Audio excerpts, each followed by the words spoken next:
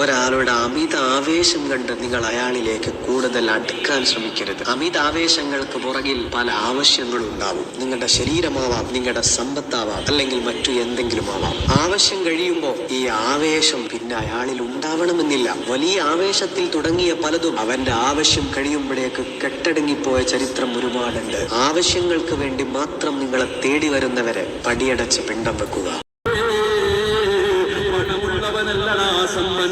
അല്ലാഹു തന്നത് ചെറിയ വീടാകട്ടെ, വാടക വീടാകട്ടെ, അല്ലാഹു തന്നതുകൊണ്ട് തൃപ്തിപ്പെടാനുള്ള ഒരു മനസ്സ് നിനക്കുണ്ട്.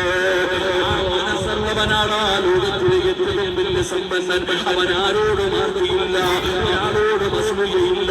അവന്റെ വാഹനത്തെക്കാൾ വലുത് വാങ്ങണം, അവന്റെ വീടിനേക്കാൾ വലിയ വീട് വെക്കണം. അവൻ കെട്ടിയ വീട്ടില് ആ സമ്പന്നന്റെ മകളെക്കാൾ പണം കൂടിയ വീട്ടിൽ നിന്ന് എനിക്ക് പെണ്ണ് വെക്കണം. ഈ ചിന്തയാണോ ഇന്നത്തെ തലമുറയ്ക്ക്? പഠിക്കുന്നവരെ പണമുള്ളവനല്ല സമ്പന്നൻ. അല്ലാഹു കൊടുത്തത് കൊണ്ട് തൃപ്തിപ്പെടുന്നവനാണോ? അവന് അസൂയയില്ല, അവന് കുശുമ്പില്ല, അവന് വളർന്ന വഴികൾ നോക്കാറില്ല.